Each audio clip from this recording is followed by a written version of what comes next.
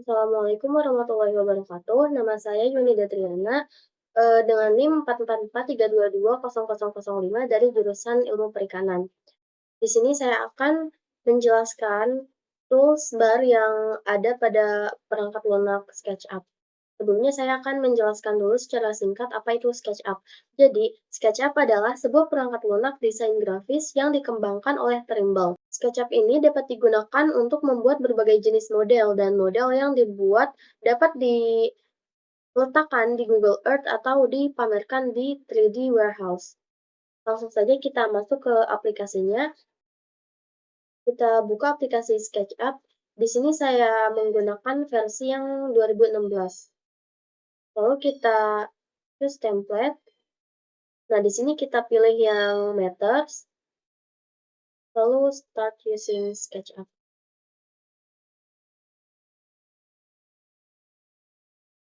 Nah, di sini ada banyak sekali toolbars yang bisa digunakan pada aplikasi SketchUp ini. Dan di sini saya akan menjelaskan satu persatu. Nah, pada tampilan ini, di sini ada gambar orang ya. Di sini gambar orang ini bisa kita jadikan sebagai patokan ketika kita membuat suatu bangunan nanti. Nah, setelah itu, saya akan menjelaskan toolbar yang ada di sini. Yang pertama nih ada select. Nah, select ini bisa kita gunakan untuk memilih atau menyeleksi model. Nah, setelah itu, di sini ada make component. Make component ini berfungsi untuk menggabungkan objek satu kesatuan. Di sini saya akan contohkan kita membuat suatu kotak dulu. Yang sudah, kita klik, lalu klik yang make component. Di sini saya akan menamakan kotak misalnya. Lalu kita create, yes, lalu kita drag, kita pilih yang move, lalu kita buat. Nah, di sini komponennya sudah terbentuk. Di sini, jadi kita bisa membuat dua gambar dengan satu ukuran yang sama. Jadi kita tidak perlu membuat gambar yang berbeda lagi. Kita tinggal mengcopy dari si gambar yang pertama kita buat tadi. Setelah itu ada tools paint bucket. Di sini tuh fungsinya untuk mewarnai objek yang kita buat. Di sini kita pilih, kita klik bagian tengahnya, lalu kita pilih di sini sudah ada, kita pilih yang ini. Lalu kita arahkan si paint bucket-nya nih ke objek yang akan kita warnai. Nah, seperti itu. Setelah itu, di sini ada eraser. Fungsinya itu untuk menghapus objek yang kita bikin. Kita tinggal arahkan ke objek yang ingin kita hapus, seperti ini. Nah, setelah ini, di sini ada tools lain. Di sini fungsinya untuk menggambar suatu garis lurus.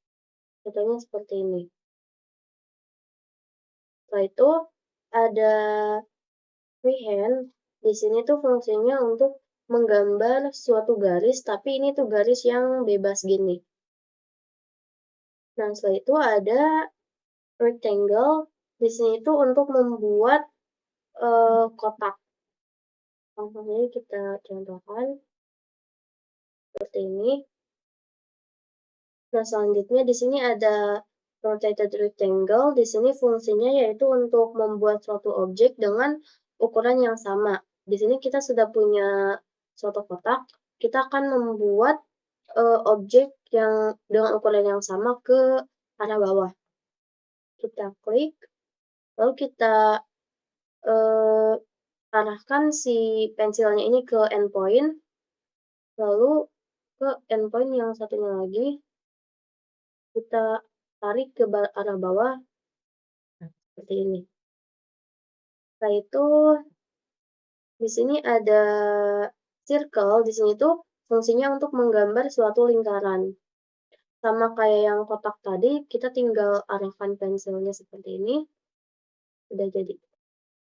Selanjutnya ada poligon, di sini fungsinya untuk membuat suatu bidang dengan 6 sisi, seperti ini.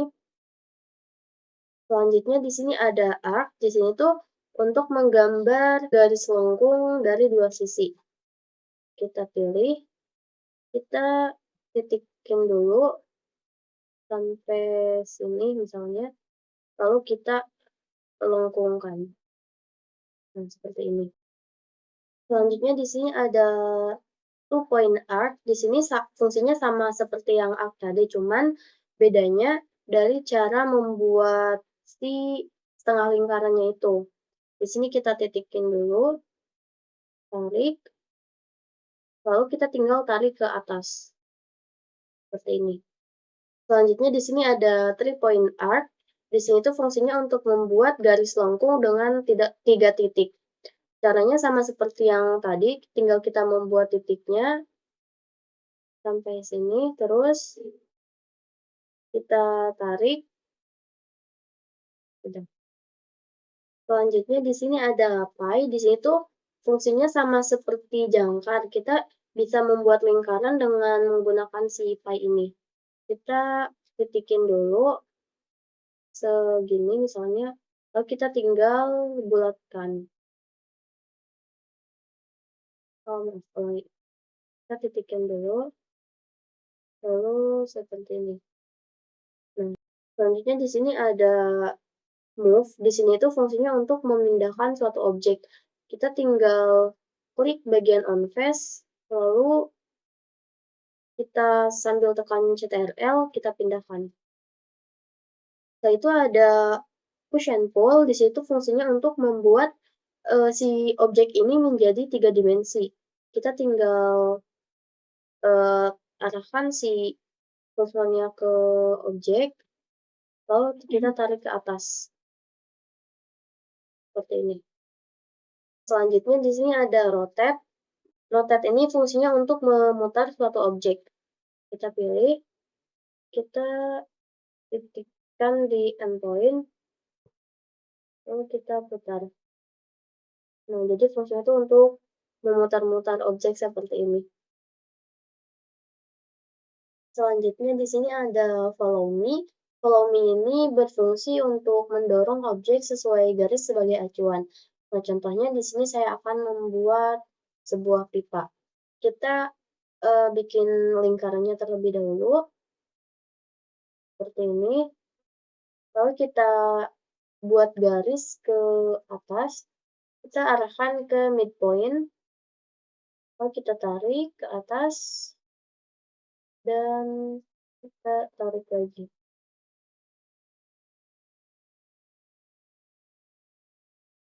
Nah, setelah itu kita pilih follow me, kita sambil tekan kiri, lalu kita tekan ke arah atas.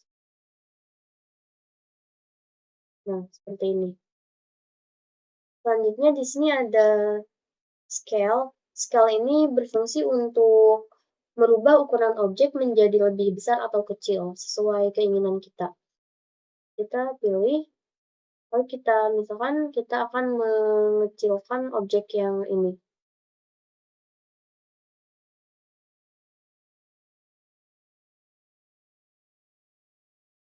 Kita pilih scale, lalu kita klik.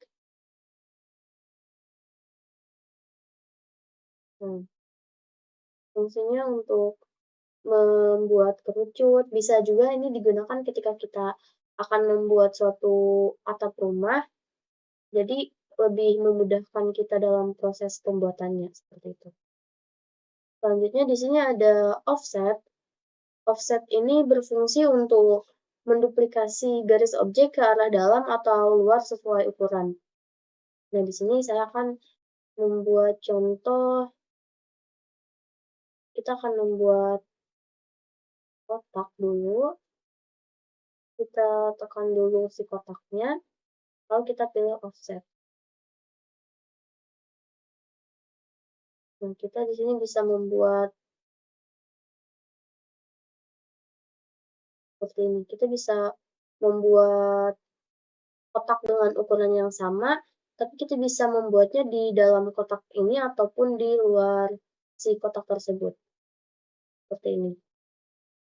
Selanjutnya di sini ada tab measure tools. Di sini tuh fungsinya untuk supaya kita tuh tahu ukuran dari si objek yang kita buat. Contohnya kita akan melihat ukuran dari si kotak ini. Nah, seperti ini. Jadi di sini tuh ukurannya 129 meter. Nah, selanjutnya di sini ada dimension. Dimension ini fungsinya untuk memberi notasi ukuran pada suatu objek. Nah, kita akan mencontohkan pada garis yang ini. Kita tekan, kita klik lalu arahkan ke atas.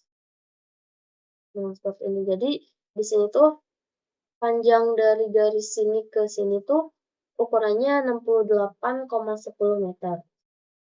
Setelah itu di sini ada protractor. Protractor ini digunakan untuk mengukur sudut miring konstruksi dan menciptakan entitas lain. Nah, di sini itu bisa kita gunakan sebagai guide ketika kita ingin membuat suatu sudut. Nah, di sini kita arahkan si protractor ini ke endpoint, seperti ini, lalu klik, lalu kita tarik ke atas, dan di sini kita bisa tahu si sudut yang akan kita buat. Di sini angle-nya yaitu ketika di sini angle-nya 38,9 derajat. Nah, kalau misalkan segini angle-nya itu 30 derajat. Seperti itu. Nah, selanjutnya di sini ada teks. Di sini tentu saja fungsinya untuk membuat suatu teks. Kita contohkan seperti ini. Lalu kita tinggal, misalkan kita mau tulis nama kotak. Lalu enter. Nah, udah seperti ini. Selanjutnya di sini ada akses. Fungsinya itu untuk memindahkan atau reorientasi sumbu menggambar. Nah, di sini kan sudah ada sumbu ya, sumbu yang berwarna merah, biru, dan hijau. Misalnya kita mau memindahkan sumbunya itu, kita tinggal pilih yang ini, atau kita tinggal putar saja. Jadi kita bisa memindahkan sumbu yang sesuai dengan yang kita mau. Nah, seperti ini. Nah, jadi sumbunya tuh jadi berubah. Selanjutnya di sini ada 3D text. 3D text ini fungsinya tentu saja untuk membuat teks dengan bentuk yang 3 dimensi. Kita klik, lalu kita enter text, misalkan kita akan membuat kotak. Di sini kita bisa memilih jenis font-nya. Saya akan menggunakan font yang Times New Roman.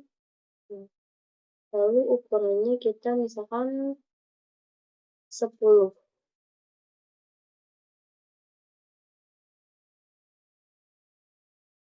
Lalu kita pilih place.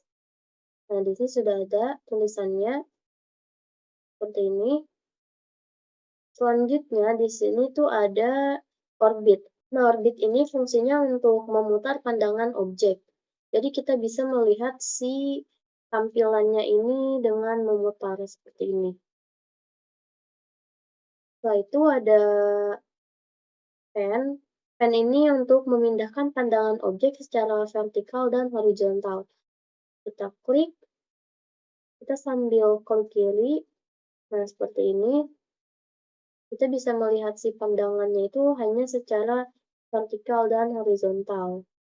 Setelah itu ada zoom, di situ untuk memperbesar atau memperkecil pandangan objek. Nah, seperti ini. Nah, seperti ini. Selanjutnya di sini ada zoom extends. Zoom extends ini fungsinya untuk memperbesar suatu layar. Kita tinggal klik, lalu layar di tampilan SketchUp ini akan otomatis membesar. Nah, di sini tuh ada 3D Warehouse. Di 3D Warehouse ini kayak semacam komunitas kumpulan SketchUpers. Di situ kita bisa menggunakan SketchUp mencari model yang dibuat oleh orang lain dan berkontribusi untuk membuat model. Nah, selanjutnya di sini ada Extension Warehouse. Di Extension Warehouse ini merupakan pusat terbesar dari ekstensi SketchUp, di mana kita bisa mendownload dengan bebas tools tambahan untuk tools bar di SketchUp ini. Nah, selanjutnya di sini ada layout. Di layout SketchUp ini diperuntukkan sebagai media presentasi dalam bentuk gambar kerja. Mungkin cukup sekian penjelasan toolbars dari saya, kurang dan lebihnya mohon maaf. Terima kasih. Wassalamualaikum warahmatullahi wabarakatuh.